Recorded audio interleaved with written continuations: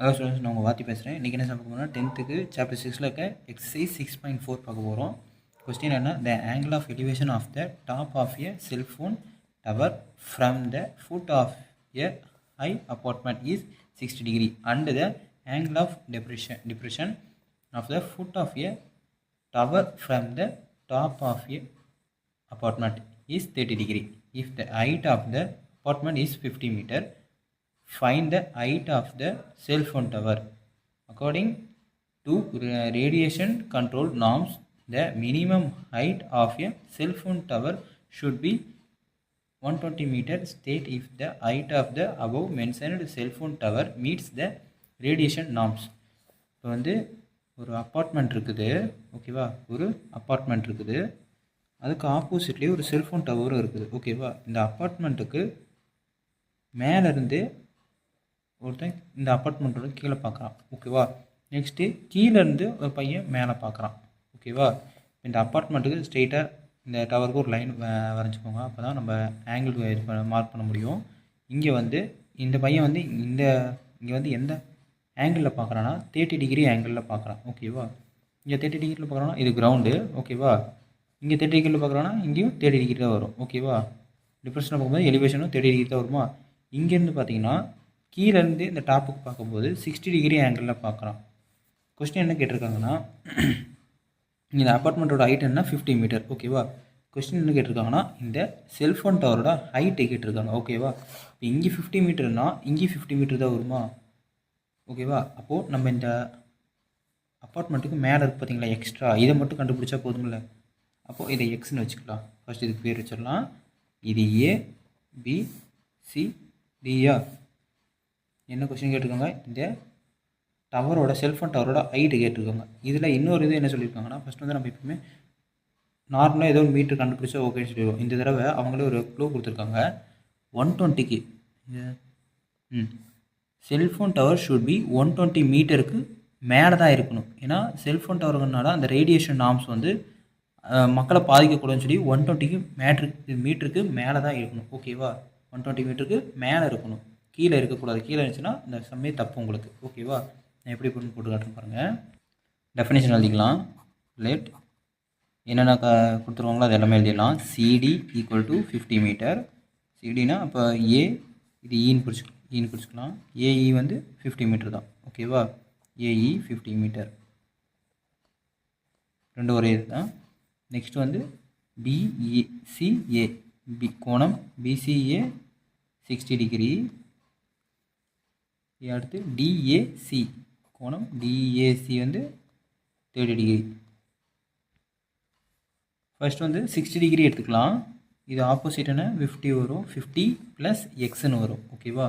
அப்போது tan theta equal to நம்மளுக்கு வந்து ஃபஸ்ட்டு டிஸ்டன்ஸ் கண்டுபிடிச்சிடலாம், ஓகேவா. அதை டிஏ எடுத்துக்கிட்டேன்.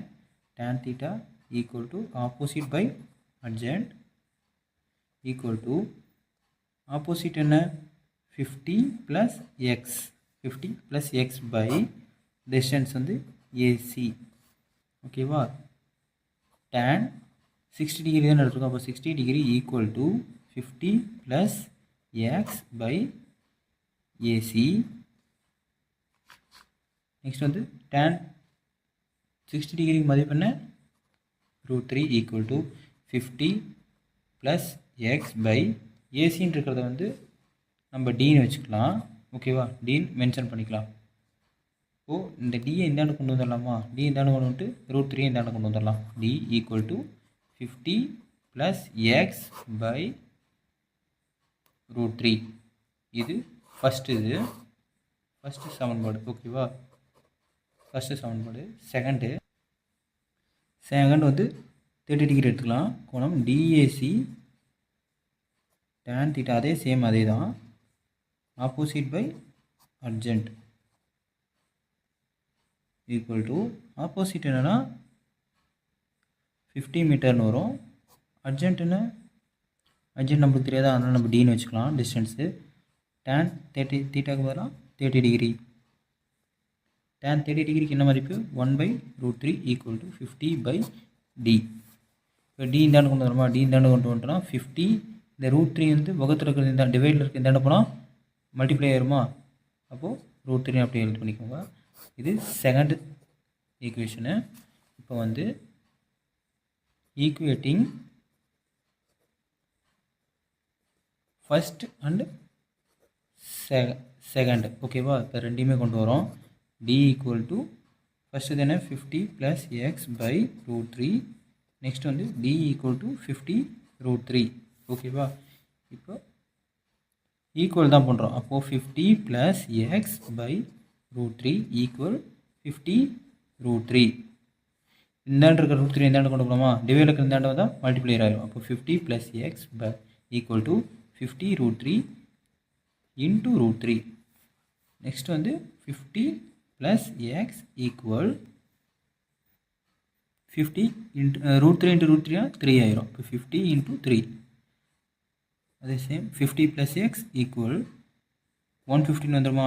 மல்டிப்ளை பண்ணால் எக்ஸ் மட்டும் இந்தாண்டு வச்சுட்டு 50 அந்தாண்டு கொண்டு போனால் ப்ளஸ் இருக்கிற இந்தாண்டு கொண்டு வந்தால் மைனஸ் ஆயிரும். 50 x ஈக்குவல் டு 100. இது எக்ஸோட மதிப்பு கண்டுபிடிச்சாச்சு. இப்போ எக்ஸோட மதிப்பு எத்தனை? 100. இப்போ ப்ளஸ் 15 பண்ணுமா? அப்போ வந்து ஹைட் வந்து செல்ஃபோன் டவரோட ஹைட்டுன்னு போடும். செல்ஃபோன் டவர் ஹைட்டுன்னு எழுதிக்கோங்க. AB equal to AE plus BE. ஏஇன்னா 50 ப்ளஸ் பிஇ எவ்வளோ கண்டுபிடிச்சிருக்கோம்? 100 மீட்டர். மீட்டர் போட்டுக்கோங்க 100 மீட்டர்னு. இப்போ எவ்வளோ? 150 மீட்டர். ஓகேவா? இப்போ 150 மீட்டர்னு கண்டுபிடிச்சாச்சா ஏபி. நெக்ஸ்ட் வந்து கீழே வந்து டெஃபினேஷன் எழுதிக்கணும். இது மறக்காமல் டெஃபினேஷன் எழுதணும். நீங்கள் மற்ற சம் விட்டாலும் நீங்கள் என்ன கேட்டிருக்காங்க? 120 மீட்டருக்கு மேலே இருக்குன்னு சொல்லிட்டாங்க. ப்ரூவ் பண்ண ஒரு வகையான ப்ரூவ் பண்ணுற சொல்கிற மாதிரி தான். 120 மீட்டருக்கு மேலே அந்த செல்ஃபோன் டவர் இருக்குன்னு சொல்லிட்டாங்க. ஓகேவா? அப்போ வந்து கீழே வந்து therefore since 150 meter greater than 120 meter, yes the highest height of the above mentioned tower meet the radiation norms. 120 மீட்டருக்கு மேலே தான் 150 மீட்ரு. ஓகேவா? அப்போது 150 மீட்ரு தான் அதிகமாக இருக்குன்னு சொல்லி நம்ம ப்ரூவ் பண்ணியாச்சு. அதை தான் இங்கே எழுதிருக்கிறது. ஓகேவா? ஏதோ டவுட்னா கமெண்ட் பண்ணுங்கள். முக்கியமாக சப்ஸ்கிரைப் பண்ணிடுங்க. டாடா பாய்.